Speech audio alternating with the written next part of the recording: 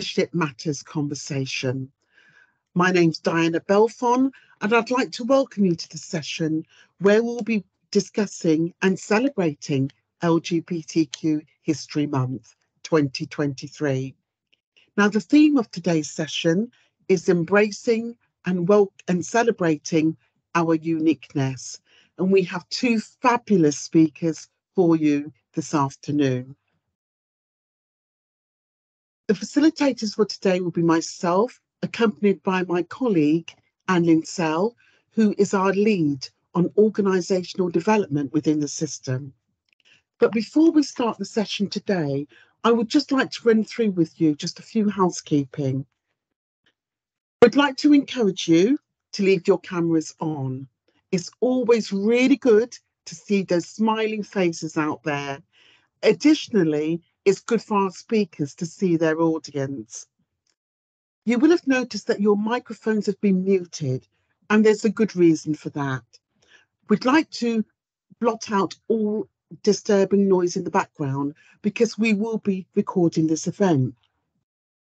Now, this is an interactive session.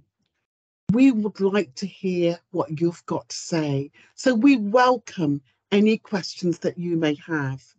You can use the raise hand function within Teams, or you can pop your question in the chat box, and we've got some colleagues that will monitor the chat box so that we can pick up any questions that you may have.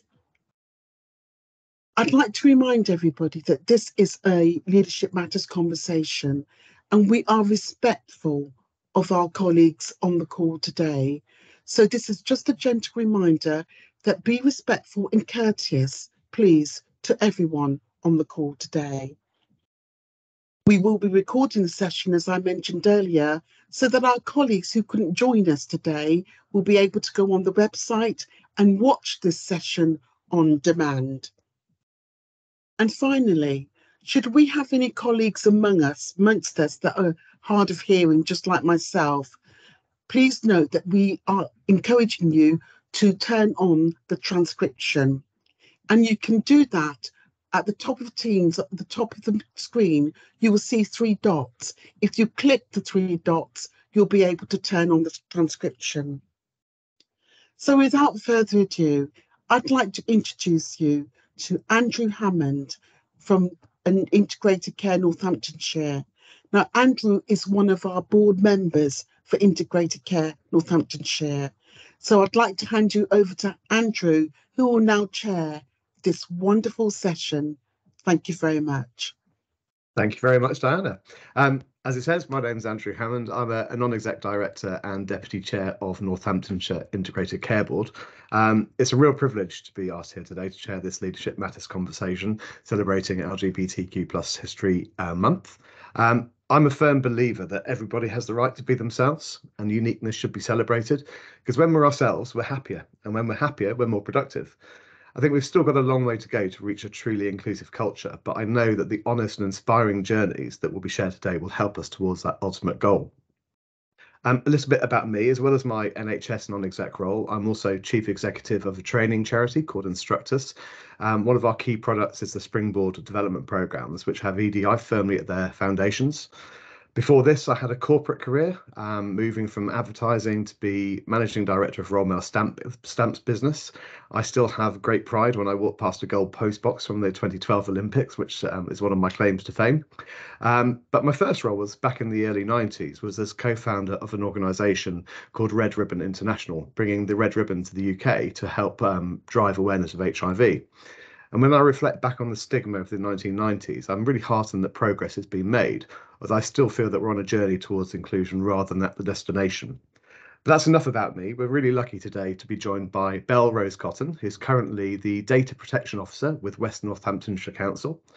Belle's role includes managing information governance functions of freedom of information and records management, as well as data protection. Belle has been an active member of the LGBTQ+ community for a number of years, and she's actively involved in a variety of local and national transgender and LGBTQ+ support groups. Belle's also an advocate for trans rights and healthcare. We're also blessed to be joined by Tim Couchman, who's the Head of Equality, Diversity and Inclusion at United Lincolnshire Hospitals NHS Trust, which is quite a mouthful. Tim's currently delivering a leading inclusively with cultural intelligence programme to over 300 leaders in Lincolnshire. And Tim provides strategic, inspirational leadership and expertise for all matters relating to equality, diversity and inclusion. I won't steal any of Tim's thunder, but I know he's going to share his very personal journey, which in his own words has moved from punishment to privilege. We'll have time for questions at the end of the presentations, so please feel free to drop them in the chat box, write them down, and when our speakers have finished, we'll address all those questions. So without further ado, I'd love to hand over to Tim. Tim, welcome. Andrew, thank you. And thank you to Diana and to all the team for the invitation to join you today and to share my own, as Andrew said, very personal journey. And as Andrew indicated, I've entitled the presentation, and it's really sort of an overview of when I've reflected on my journey from punishment to privilege. And as it says there, reflections on a lifelong journey of denial, discovery, acceptance and celebration. And that's then who I am. Next slide, please. It's a Sin, Channel 4 programme. Can any of you remember that? It was a programme that was shown about 2 years ago. Well, it was 2 years ago. And this was one of the real key points for me to start reflecting in a structured way and structured manner and working through my life experience. Because actually, when I watched the It's a Sin programme, or it's a series of programmes, it was really sort of talking about my life and aspects of my life. Clearly, it was the experience of the people who were in the programme. But actually, that was the time that I lived through. If you haven't had a chance to see It's a Sin, I just plug it again. It is worth having a look at, and so very moving, very honest account of those times through the 1980s, particularly. Can I have the next slide, please?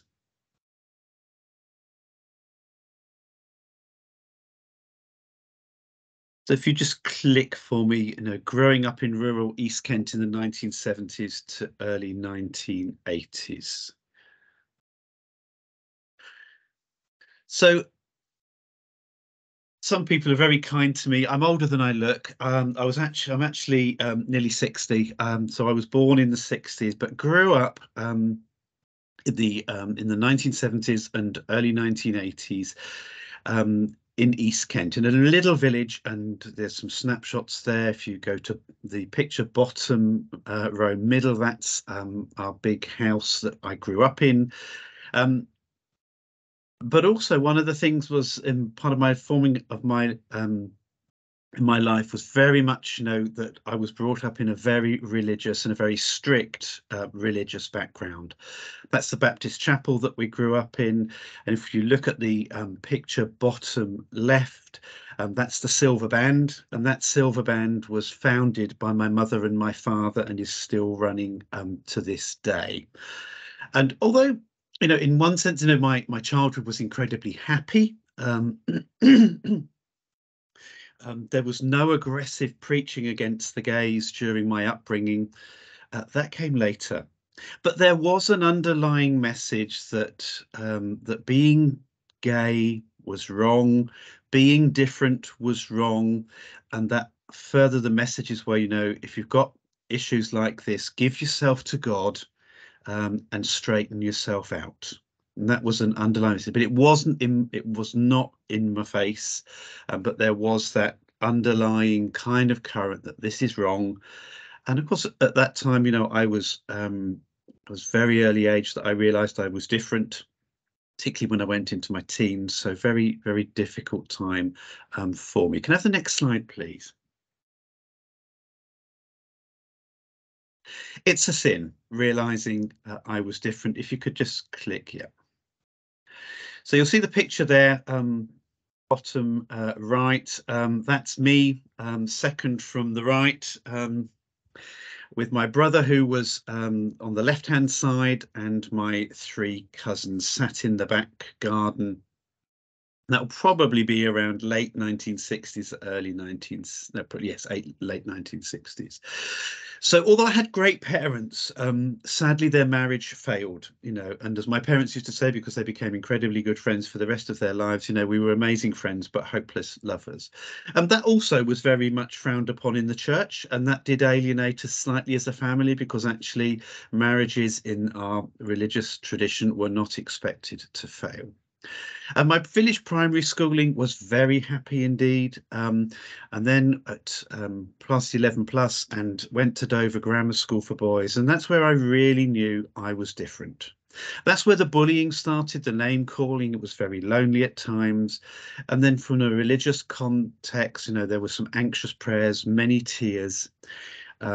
That sense of denial, denying who I was, fighting against it, the rebellion. And the rebellion wasn't just against who I was, but actually I rebelled with life. I rebelled in my schooling. And that's why I left school at the age of 16, because I just needed a break from it all, and I hit the world of work. Can I have the next slide, please? It's a slide entitled J. Sainsbury, Dover, and a young gay man steps out. If you could just click, thank you. In August 1980, I started a trainee management course at J. Sainsbury's in Dover, the supermarket chain. And up to that point in my life, although I knew I was different, I had not explored my sexuality at all. And as I still lived at home, the only way I felt I could explore this was through some casual, a small number of casual encounters.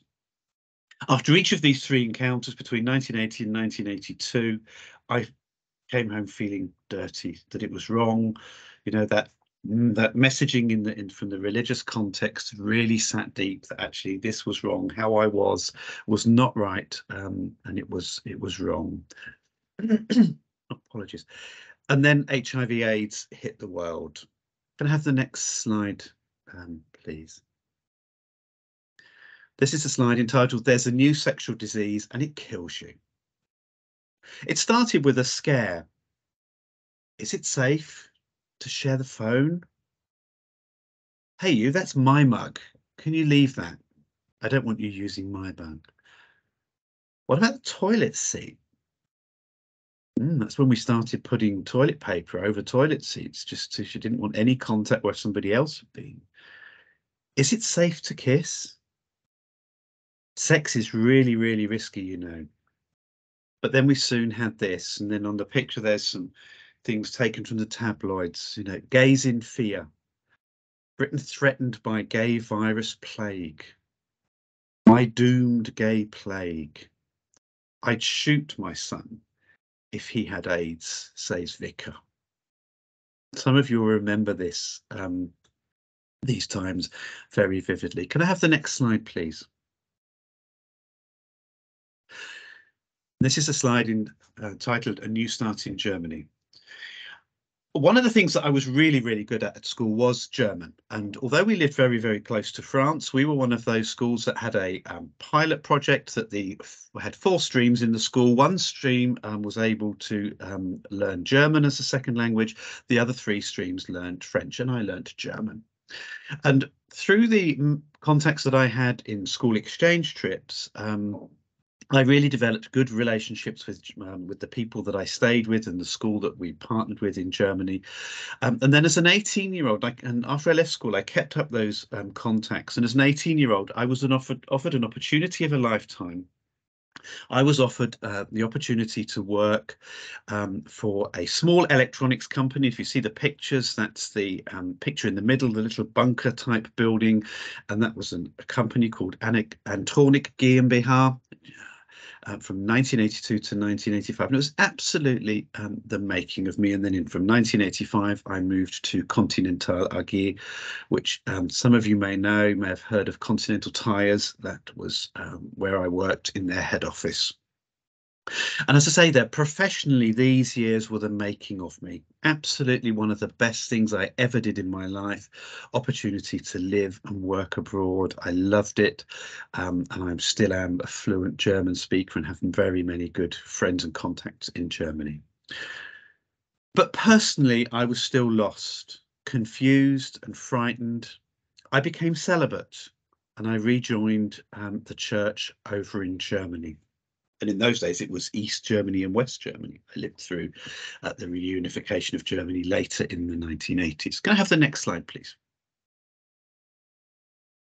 And in the church, this is a slide entitled Just Pray Harder and Give Yourself to God. And the church that I joined was a free church in Hanover. And there's a couple of pictures, stock pictures taken of the church, both inside and out. And I really gave myself to serving God. Because it was just pray harder was the underlying message. Give yourself to God.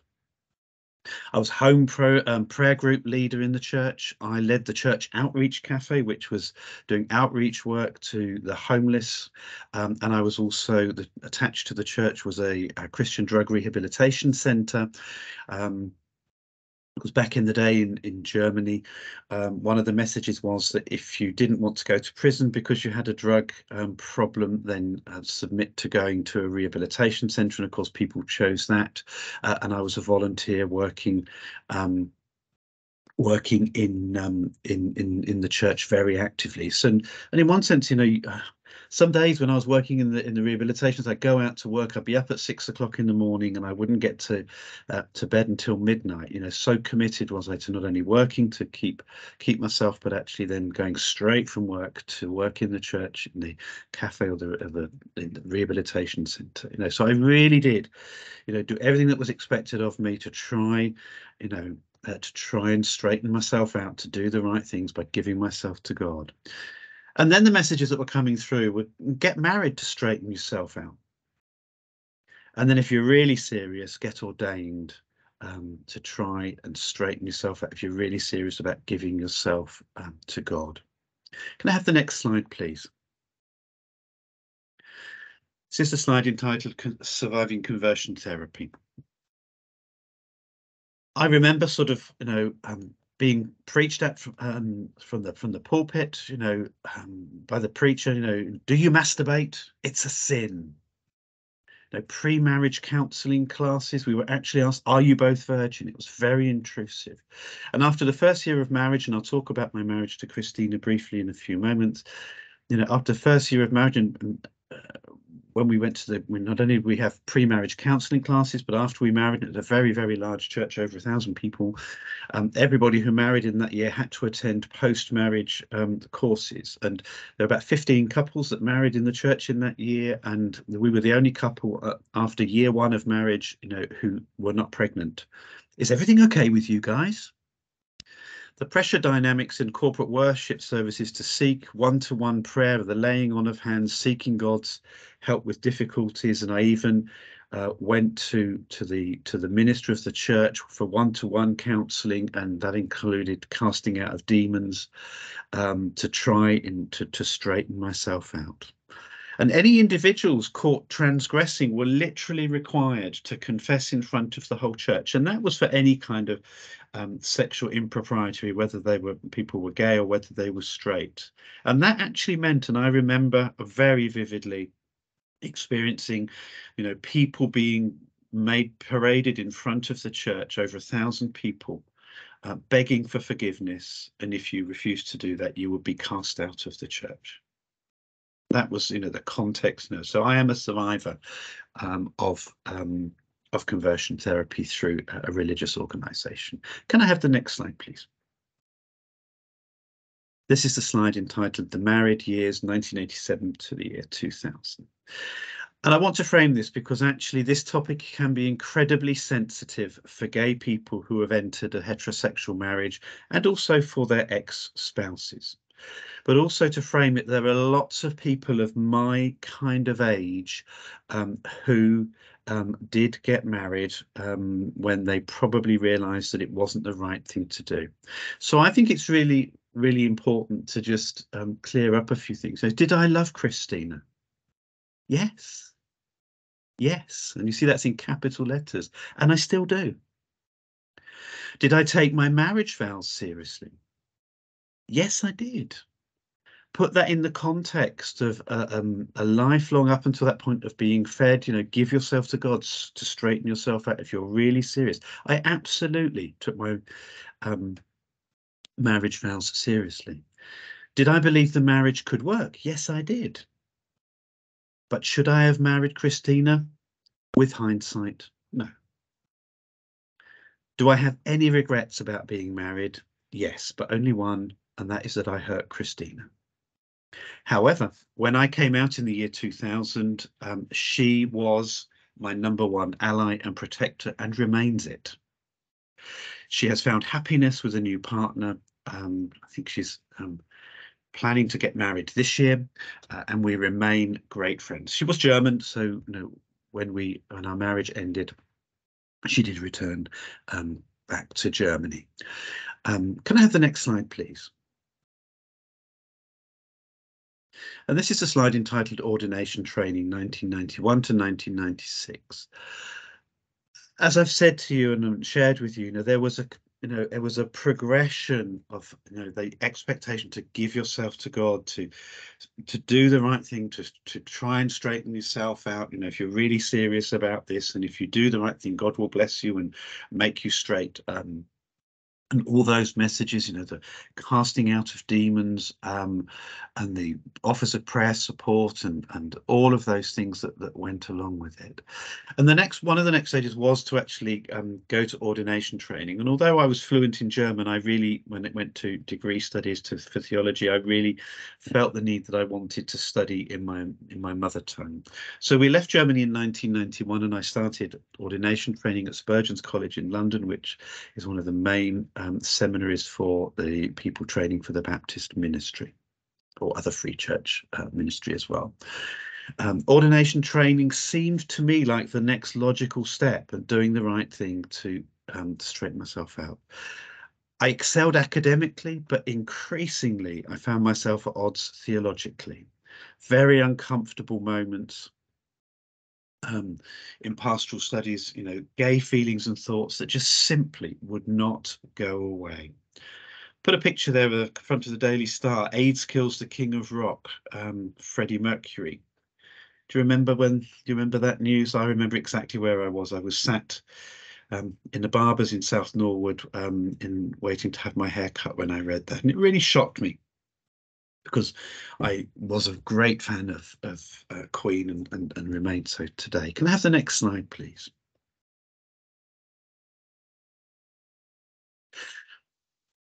This is a slide, ordination and church in Bedfordshire, 1996 to 1999. So following degree and postgraduate diploma studies, I was ordained in 1996, and I was appointed to a rural church in Bedfordshire. It was a church dominated by one large family, and I had challenges in the church from day one. And one of the first couples that came to me were two women, young women, who came to me and confided in me as the minister that they were in a gay relationship. And clearly I had a lot of empathy and support and understanding, but I knew one of them was a member of the church and one of them was not a member.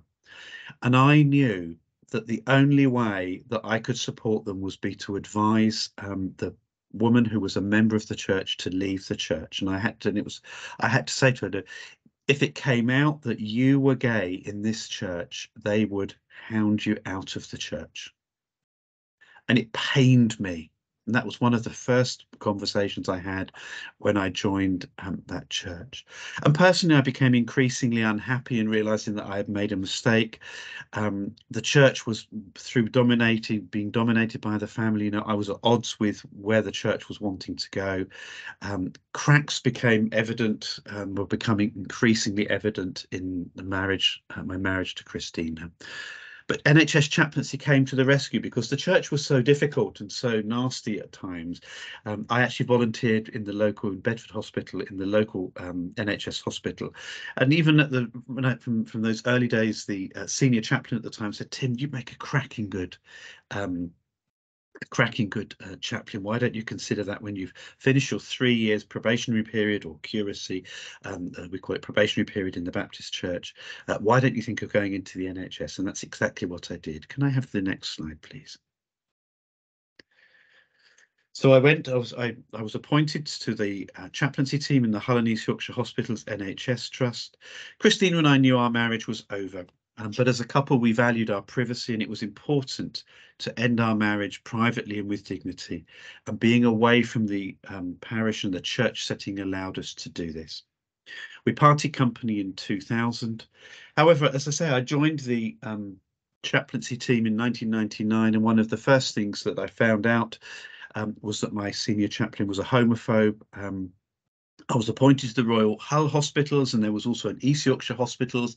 But by the very first day that I started, the Hull and East Yorkshire Hospitals had merged, and that was the first day of the merged trust. And in the East Yorkshire Hospitals Trust, there was a chaplain called Stephen, and Stephen was gay. And the senior chaplain at the time absolutely refused to work with Stephen. It became very, very public. It became very nasty. The Archbishop of York got involved. The chair of the trust got involved. But for me, it felt very much like jumping from the pan into the fire. But I was still dependent on the church for my authorisation to be, similar to a nurse needing the authorisation of the Nursing Midwifery Council. Chaplains need the authorisation of their religious body to be able to function and be employed in the NHS as a chaplain. So I remained in the closet. Next slide, please. This is a slide entitled "Welcome to the Gay World." ... In the year 2000, I was 36 years old. My marriage had ended. I was on my own. But how on earth do you meet people? I had no idea what to do, and I started to explore internet dating. I established a small network of gay friends, still closeted, still not out to my family. My parents were getting older at the time and becoming incredibly frail. And then came a man called Brad. Charming at the start, handsome, outgoing, fun, but an habitual liar, controlling, coercive, manipulative, lazy, and abusive. Next slide, please. Then I became trapped for many years. This is the slide entitled "Senior Chaplain at United Lincolnshire Hospitals NHS Trust 2004 to 2015. Still not free, I immersed myself in work. I stepped into the senior chaplaincy at United Lincolnshire Hospitals. At the time, I had a phenomenal manager who supported me, and the work grew. I developed into local, regional, and national roles, professionally fulfilled, but personally broken. Frequent trips to support my ailing parents and regular international travel became my escape. You name a European city, and I'll let you know if I haven't been there. Next slide, please. This is a slide entitled "Head of Equality, Diversity and Inclusion, All Change!" And I mean all change. In early 2016, I was asked to step into the ED&I, Equality, Diversity and Inclusion lead role as a project manager, and I haven't looked back. From September 2016, the role became substantive.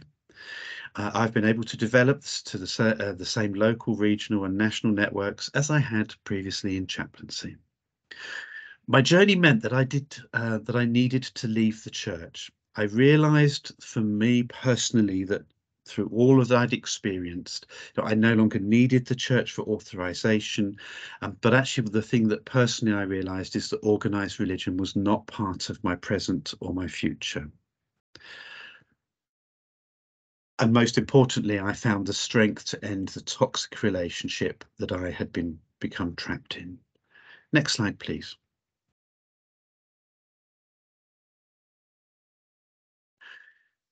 Finally, this is the slide. Finally, I can be me. I am free. I'm 59 years old, and for the first time in my life, I feel privileged to be gay. That's why I've moved, and the title of my presentation, From Punishment to Privilege. In 2022, I met an amazing new partner, Robert. There's a picture of Robert and me at Birmingham Pride last year. People ask me whether I'm angry or whether I have regrets. The only regret has been hurting my ex-wife. But back to It's a Sin. I lived through those years. They were tough. I went to school with two guys, John and Tom. They were gay. They died of AIDS. So thinking of the regrets, would I be here today if I had come out and lived my life as I'd wished to from age 16? And I have to give you the answer. I don't know. Probably not. So actually, no further regrets. Next slide, please. This is the slide. My journey continues. This is the fourth time that I've shared my journey, my story, and thank you for giving me the opportunity to do so. In Pride season of 2022, we celebrated 50 years of Pride. Pride is a protest, and we have made significant steps in the right direction, but there is still more to be done. Currently, there are significant equality, diversity and inclusion challenges in the UK. In relation to LGBT+ rights, we particularly think of our trans colleagues. And I put LGB always with T, and we look forward to hearing Belle's presentation in a couple of minutes. But my journey continues, and thank you for listening.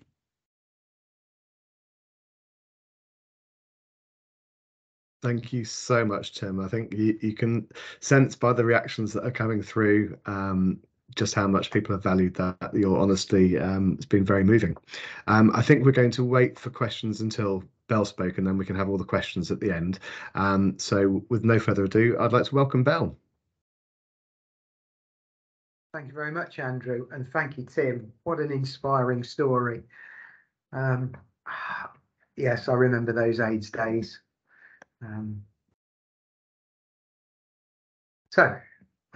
My name's Bellinda Cotton, Bellinda Rose Cotton, and I've entitled my presentation, I Am Who I Am. Next slide, please. So this slide is titled What's On or Off the Menu Today. So instead of doing an agenda, I do things slightly differently. Things that we're going to talk about today are LGBT and the 2021 census, understanding the term transgender. So I wanted to make sure everybody was aware what we were talking about before I went into my transition journey, and then what we can all do to support trans people. And I've also put at the bottom there some things that are off the menu, as it were,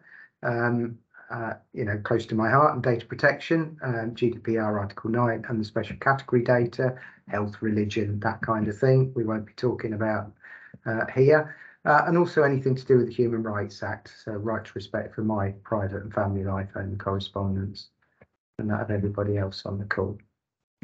Thank you. Next slide, please. I open my presentation with an introduction to me. This is entitled, but supporting transgender equality is something that is incredibly close to my heart, and I'm honoured to be speaking here today at this Leadership Matters Conversations event. So I promote trans awareness and wellbeing at West Northamptonshire Council, where I work day to day. Next slide, please.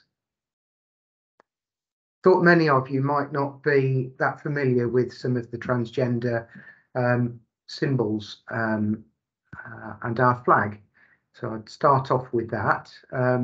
So the symbol in the middle, around the circle of life, at 1 o'clock, you've got the symbol for men, or male symbol.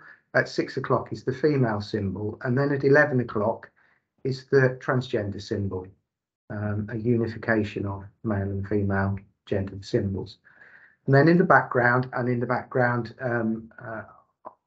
on my camera as well, is the transgender flag. That's quite a unique flag because it can be flown upside down, inside out, back to front, however you want to fly it, and it will always be the same. The blue represents men or boys, pink represents girls or women, and then the white in the middle represents intersex. It represents those of us that are going through transition, transitioning, questioning, those unsure where they are at the moment. And then finally, I've put at the bottom, what does transgender mean? And that's people whose gender does not match their gender at birth. And we'll look at that a little bit in a few more slides. So next slide, please. You'll also know I don't take myself that seriously at times, and my presentation is interspersed with humorous or amusing memes, and sometimes some quite poignant memes as well. So this untitled slide is a picture of a reindeer and a unicorn. Unicorn clearly is pink, with the words, "I transitioned, get over it." Next slide, please.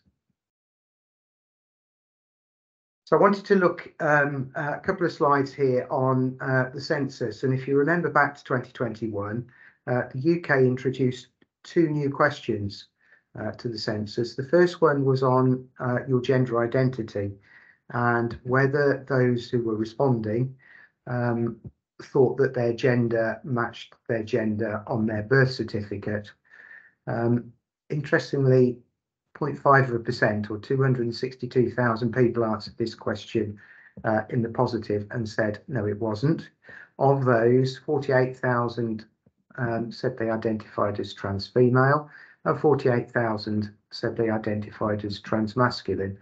That was quite a shock to many of us doing a lot of transgender work, because we had always thought that there was a very high bias towards trans female, and it transpires that actually it's not, and it's very, very even. So these are rounded up figures to the nearest thousand, and it's the same whether you're male or female. There is no increase in the chance of being transgender. This is the first that I'm aware of, the first data like this collected anywhere in the world, and proves it's going to prove very useful over the coming years. And I was speaking to a couple of Australian friends a few days ago, and they are actively trying to get this question and the next question into their next census in 2026. Can I have the next slide, please? So the other question was on your sexual orientation, and whether those responding were willing to state whether they were on the LGBT plus spectrum. And as you see there, much, much higher figure, as you would expect. 1.5 million or 3.2% of the population have stated that their sexual orientation is on the LGBT spectrum. I don't need to go into the figures there, they're there for all to see. So what's the difference between the two? There's a lot of confusion as to whether surely your sexual orientation is the same as your gender. It's not. So if I can have the next slide, please. This slide is titled, "So what's the difference?" So let's look at gender first. For most people, this is your cisgender, or your gender that you were assigned at birth and is written on your birth certificate.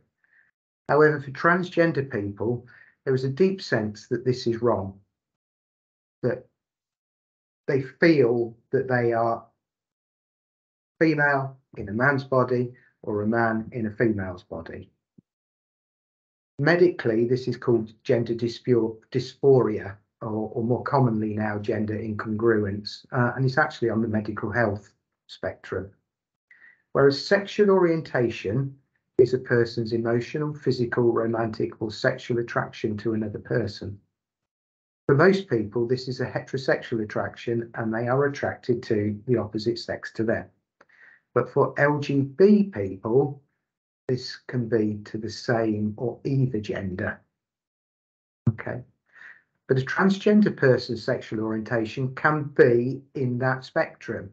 So we can be attracted to the same gender, to the opposite gender, or to either gender. And that's why the T and the Q, queer or questioning, acronym is added to make LGBTQ+. Okay. Now, as Tim was saying earlier about conversion therapy, we can't change that. That's us. That's how we're made. It's ingrained into us. Conversion therapy just does not work. You cannot change it. So a total ban is the only option today and not tomorrow. this slide was written before I heard that actually transgender conversion therapy is now going to be included in a new bill that's going through Parliament, which I'm really happy about and heartened. Can we have the next slide, please? This actually puts it even more simply. So this slide is called Gender and Sex.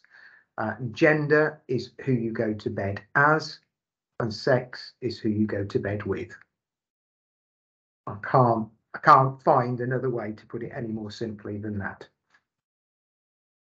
Next slide, please. So I then wanted to just look at the transgender spectrum. If you're lesbian, you're lesbian. It's quite clear. Bi, gay. But transgender is a much bigger term and encompasses a lot more people. So down on the left-hand side, I've listed out a few. I haven't got enough slides in my presentation probably to list out them all, but we've put feminine men, masculine women, cross-dressers, and the list goes down. And then on the right, I've put third genders around the world. Transgender people aren't new. They aren't something that's suddenly come into being.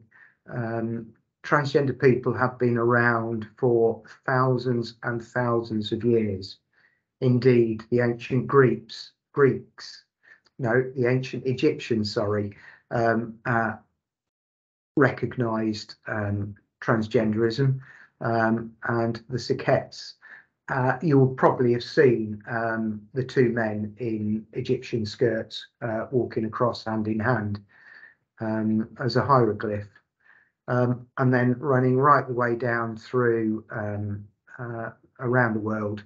We end up with two spirits from North America, and the Native American Indians recognise and exalt, actually, they take a special position within the tribes and are revered, much the same as the doctor spirits, etc. within the tribes. So can we have the next slide, please? So this slide is titled Transgender, an Umbrella Term, and it really is an umbrella term. This slide depicts it in two ways. So underneath the transgender umbrella is the binary transgender people, which is trans men and trans women, and then the non-binary transgender people, which here is listed as genderqueer, demi-boy, demi-girl, gender fluid, bigender, agender, and many more. Can we move on to the next slide, please?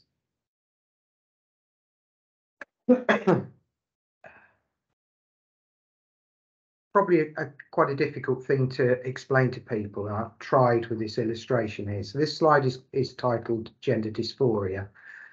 Most transgender people find it incredibly hard to get across the inner turmoil they feel, especially those of us that have transitioned and for whom it's a distant and often painful memory. It's incredibly difficult to get that internal challenge that's within you across to other people. And I've thought long and hard about how best to try and explain this to people. And if you take yourself back to the very beginnings of the first lockdown, where it was just the key workers that were moving about and everywhere was so quiet and so still, even in the middle of town, and we could hear the birds song. That's what it's like being transgender, with all of the background noise suddenly gone away and the realization of who you are, who you need to be, and where you need to change to. The doubts have gone. Can we have the next slide, please? Another one of my small memes here. So this is a take on the lost sheep parable from the Bible. And the sheep saying, "Whoa, hold it right there. He wasn't lost. We kicked him out. And Jesus coming back with a sheep over his shoulder with transgender colours saying, I know, I found her.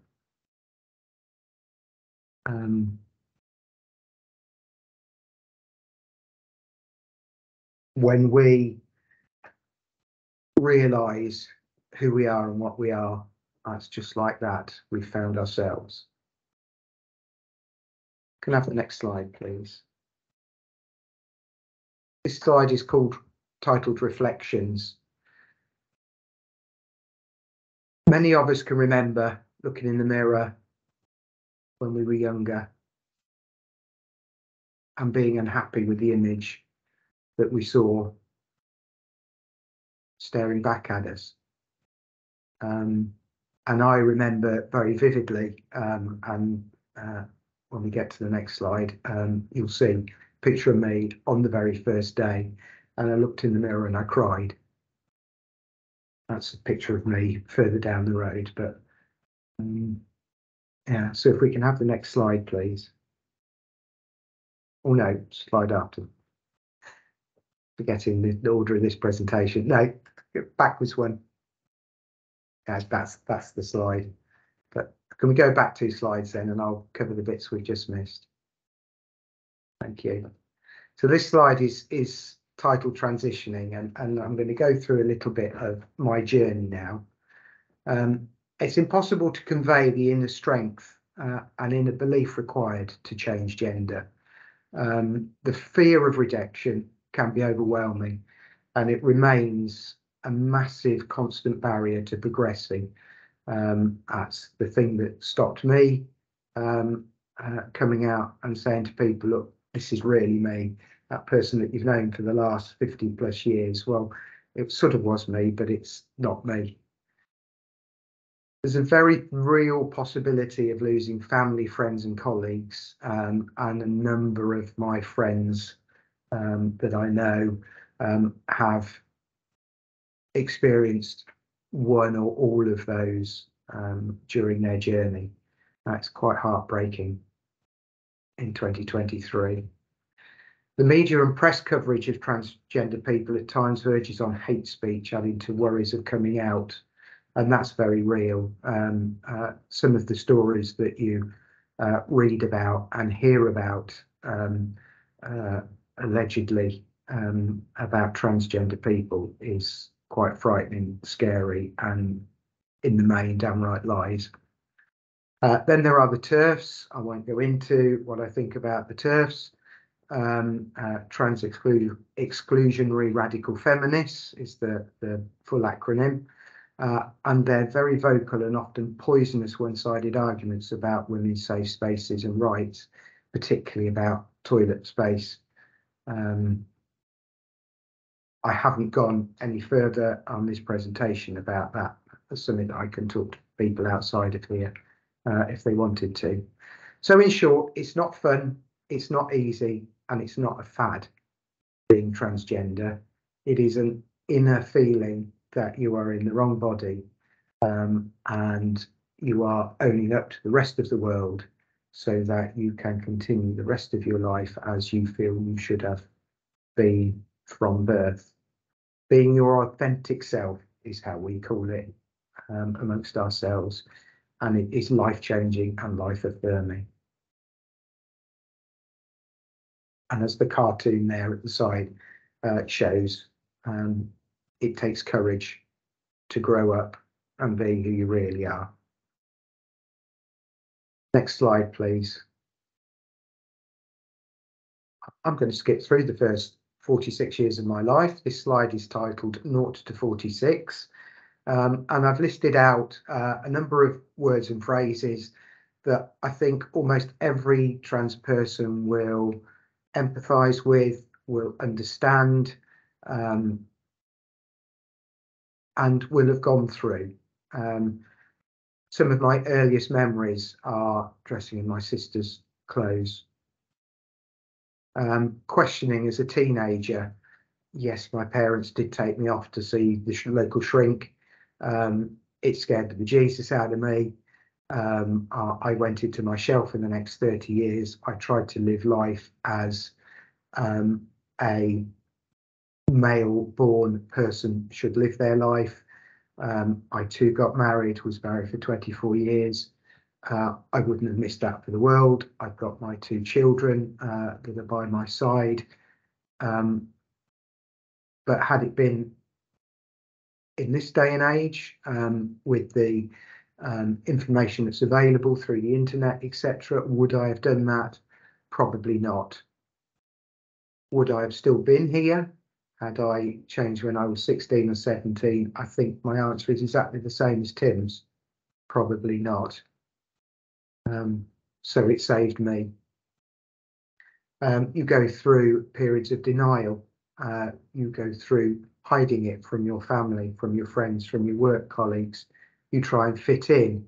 It isn't until I saw Julia Grant on BBC documentary in either 79 or 80, I first saw the programme, that I even understood what the term transgender was. Purges, that's all about getting rid of the things that make you feel the gender that you are. Very painful. That's it. I'm fixed. I'm cured now.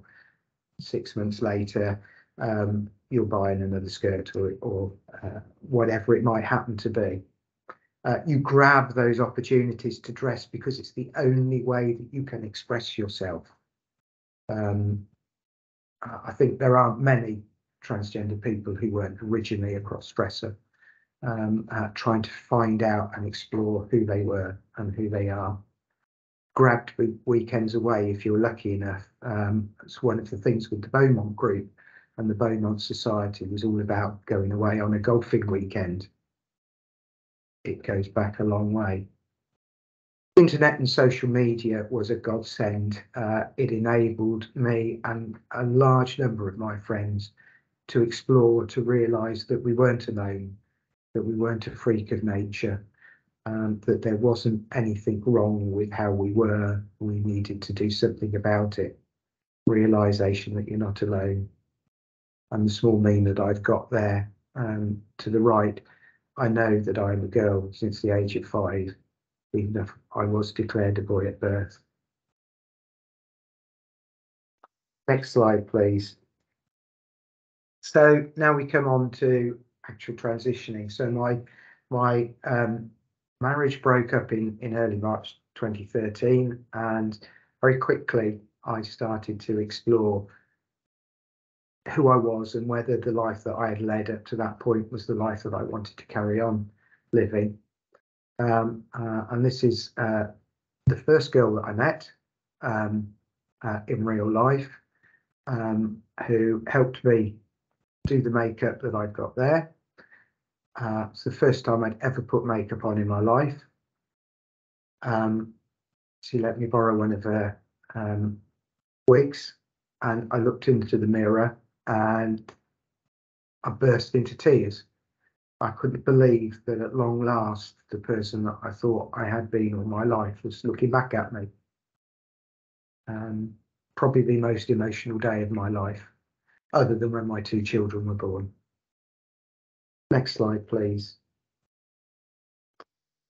I met quite a number of people on my journey, and Candy is probably the most important person that I met in the early part of my transition.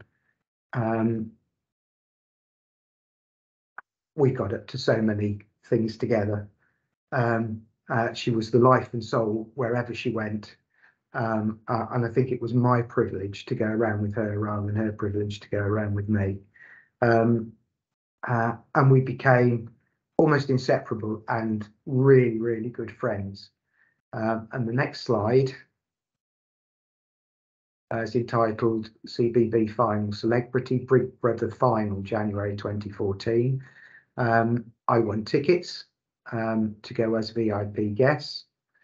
And so Candy and I trotted down to Elstree in London, got ourselves in. These were the obligatory photos, sat on the genuine previous Big Brother chairs. And if we go to the next slide, please. There we are meeting some of the stars that were evicted on that final night, and me meeting Jim Davison, who was the eventual winner. Although I have to apologise there, I was rather inebriated with the free alcohol that was flowing in the VIP lounge. Next slide, please.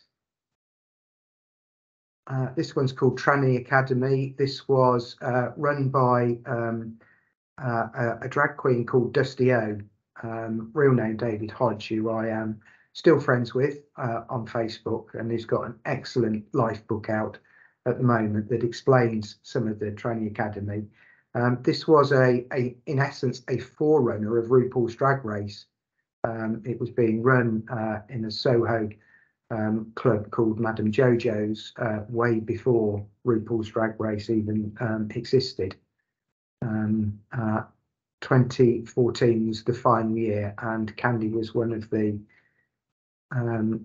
candidates for that event. Next slide, please.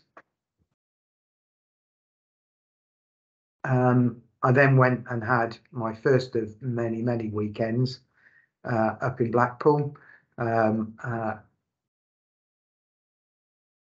For people that I'm with in the right hand picture, again, I am still friends with Andrea Simpson, Stefania, Janet and Sarah.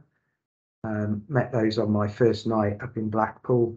I've subsequently met some incredibly dear friends up in Blackpool, and my biggest friendship group is up there. I've got friendship groups down in Cornwall, across in Birmingham, down in Milton Keynes, etc. But Blackpool is where my heart is. It's where I first went out properly at night and really started to come to terms with who I was. From here, I met a new partner, and in essence, Belle was put in a suitcase, put in a box. Didn't come out again for around 5 years, and it's during that time. We'll come on to what happened during that time as we go through the next slides, but a momentous thing happened that I wasn't part of, that is the reason that I am now out and about. So next slide, please. So this is called the turning point, and this is very soon after that second relationship had broken down for whatever reason. I still don't know to this day, but it did. So Elta was again. I thought, that's 2 relationships not worked. Something is not right.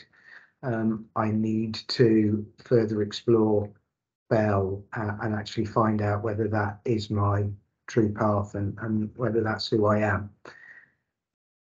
I had already broached our LGBT network here at the council, which was Northampton Borough at the time, and spoken to them, and I continued to engage with them. And I then went to Tour to Door, which is Trans Day of Remembrance. Each year, from the 13th to the 20th of November, transgender people have Transgender Week of Awareness, and at the very end of that we have memorial services up and down the country and all around the world, remembering those transgender people who have lost their lives in the last 12 months, normally through hate crime, violence, and general attacks on us just for being transgender. But we do also remember those that have taken their own life at this time. And unbeknown to me, my dear friend Candy had done just that.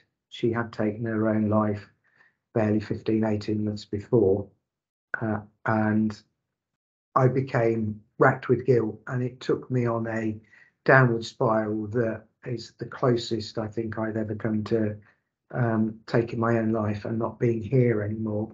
So if we move on to the next slide, although this is called Inner Turmoil and Brave Face, it is just that.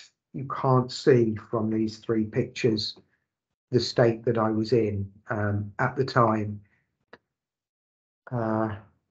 I was spiraling down in deep despair, racked with guilt that I hadn't been around to support what I considered a really close friend that I had just let down because I'd wanted to try and share my own happiness rather than be with my friends.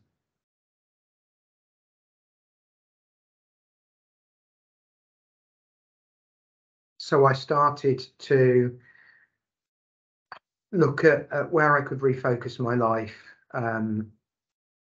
what else I could do. And again, I spoke to our local network group at the Borough Council and started to arrange with them coming out for a day at work dressed as Belle.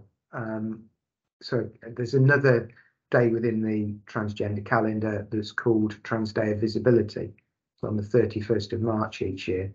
If we move on to the next slide, I was exploring with one of my friends, Richard, and at a support group that I went to called Transfusion in Milton Keynes, about how I could do that, how I could look and sorting out.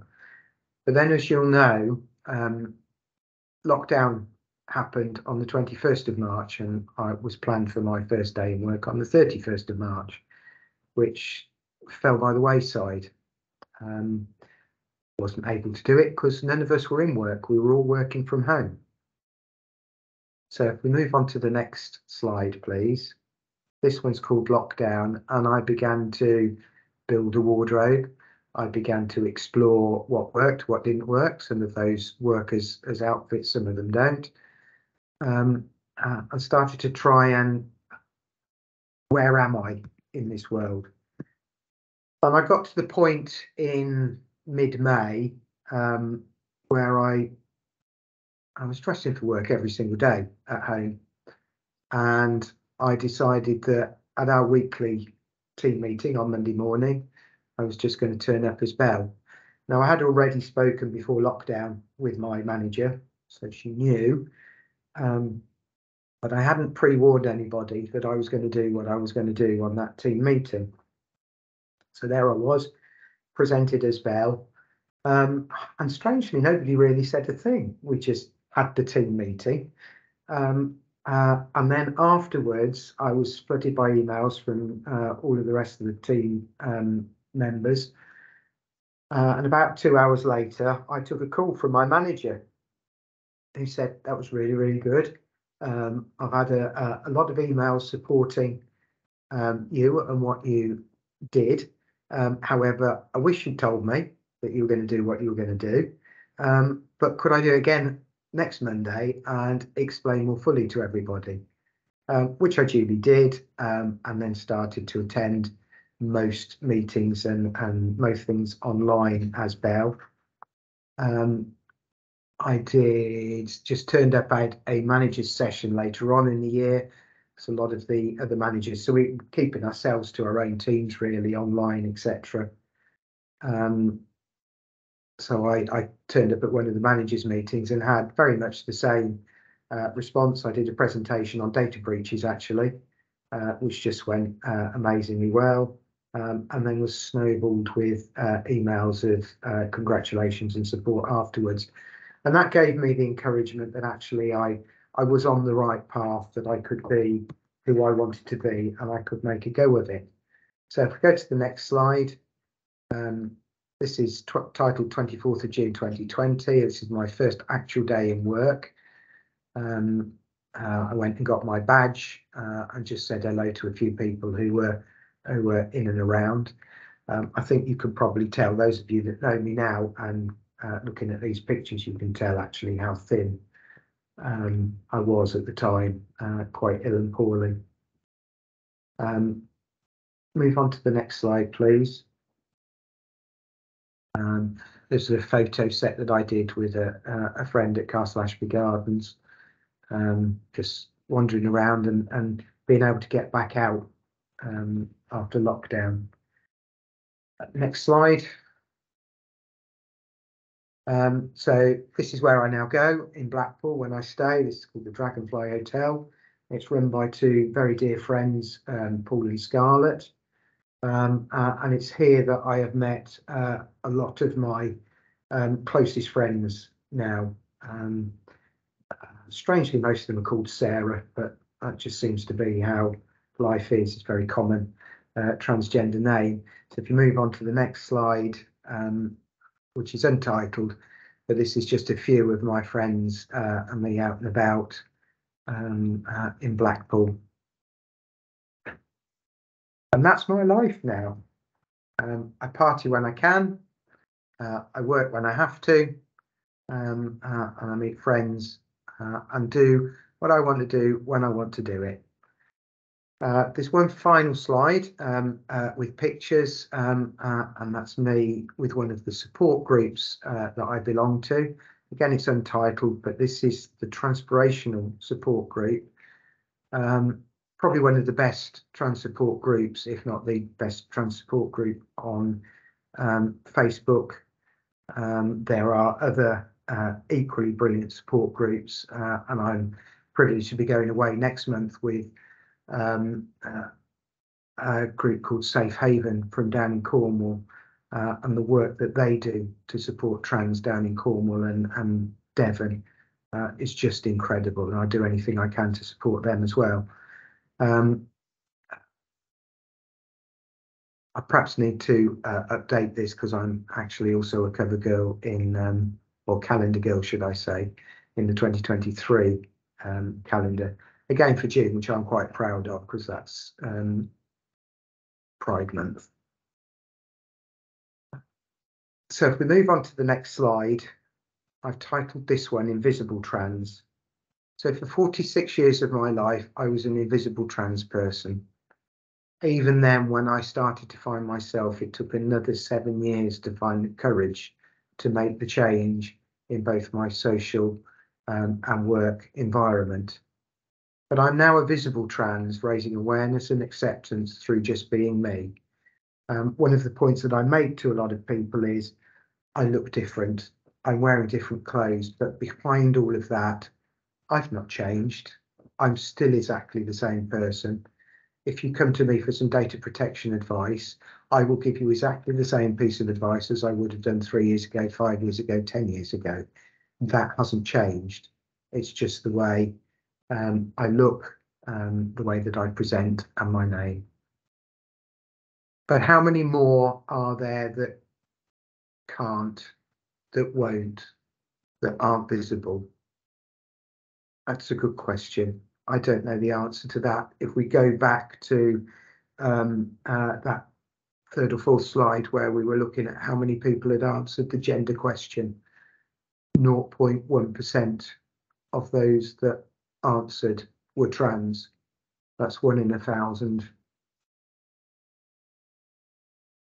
1 in 200 people said their gender wasn't the same as their birth gender. In most offices, large organisations, there are trans people, but they're not necessarily known. They're not necessarily prepared to tell everyone that they're trans. So how do we support those visible and invisible within the trans community? Making somewhere a safe space for people to come out, be able to seek advice. I do this by being a confidential confidant and offering mentoring, support and signposting, but you can be an ally to anybody that comes and says something to you. You might be a manager and it's one of your members of staff. Support them, share their pronouns. My name's Belle, I am she, her. Support and signpost where you can, even if that's signposting to me and I can support. Follow the inclusive policies. All of our organisations now have transgender policies, which we should know, read, and be able to support people. Attend staff networks and events. They're not always cake sales, but it is nice when they are. Call out intolerance when you see it and stamp out the hate crime. Can we move on to the next slide? So we've already done using the correct name and pronouns. Very, very important to a trans person. Talk and interact as though they're cisgendered. If they're presenting as female, speak to them, help them to interact as though they were female, and the same if they're presenting as male. Comment positively and constructively. The small things make a big difference, particularly in those early years of trying to transition and say, this is me. Things like, love what you're wearing, nice necklace, like your shoes, great jeans. Validation is everything, especially when people are doubting themselves. So the next slide, please. Oh, yeah. So that's my story. It isn't over yet. This is the beginning. Watch this space. But I can't let this presentation go without mentioning the tragic events from a few weeks ago. Can I have the next slide, please? You will all have heard about Brianna and the horrible murder of her on a park bench in Warrington. She was a shining light in our community. She was finding her feet. She had a large TikTok following and was liked and respected throughout the community. And it's for people like Brianna, it's for people like Candy that I stand up, that I say I am a trans woman. So that people like Brianna and Candy can have a future. Next slide, please. So I've been Belle. Thank you for listening to my ramblings. And that's it. Back to Andrew, and we'll take some questions, I think. Thank you so much, Belle. It's been fascinating, very brave and also very poignant. You probably won't have seen, but many of your colleagues from that first team meeting were posting their support and remembering the meeting that you had back in 2020. So it's lovely to see those comments of support as well. There's lots of thumbs up and messaging and things. I think just while people are thinking about their questions, well, in fact, Gail has been straight up with a question, so I'm going to hand over to Gail Lawrence to ask the first question. You have to come off mute, Gail.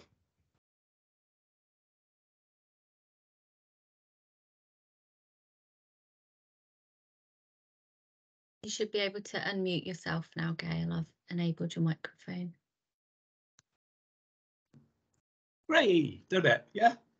Sorry, my name's Gail Lawrence, and I'm Vice Chair of the Forementioned Safe Haven Cornwall. I'm looking forward to Belle joining us for our venture next month. What I can completely do nothing but endorse everything that Belle has said, but I did try to put a chat up, which for some reason hasn't gone through. For anyone who's really interested in following up some of the stuff that Belle said, it's probably, can I recommend looking at the Gender Dysphoria Bible on the internet? And I give my previous comment about organised religion, I'm afraid it's called the Bible, which tells you all sorts of things. It's very informative. And it's continually updated, so it's something that's kept up to date, and that is really well worth looking at if you want to find more and try and understand more. Thank you, Gail. Yeah, it is a brilliant resource, isn't it? And Yeah, I do look forward to seeing you next month. Absolutely, yeah. Okay, I sort of demute myself or mute myself or whatever now. Thank you, Gail. And one question for you both, really. I think really interested to know if there's one thing an organisation can do to be more inclusive for LGBTQ plus people. What would that one thing be? Tim, do you want to go first? Well, I mean, we in Cornwall, which might sound a bit of a strange thing, but it's quite a well-recognised charity rather than just Cornish. But we do a lot of things to support in various ways people who turn up, and we've seen a lot of people develop and grow. And I think the biggest thing, the two biggest things are, one, that people, I feel as though, you know, it can't be true, but it is. People who turn up are just warmly welcomed and supported. And that's the truth. It's as simple as that. And whoever comes along and comes up with a problem or an issue or whatever, there's always someone there who's had been through, experienced that problem. So I think what it boils down to is giving people the message. I mean, we still get calls from people. This is genuinely true. We still get people who call us and say, "I think I'm the only transgender person in Cornwall." Yeah, that still happens, and it's far, far, far from true. And I think the other thing we do is well, we do a variety of things, which I'm going to bore you with going through. Actually, Gail, I note that someone's put the link to the organisation in the chat. So if you don't mind, we'll pass over to Tim to actually get his reflections in terms of what we can do, Tim, to make a difference. One or two things that would make the biggest difference. Thank you. Thank you to Belle for sharing. That's been really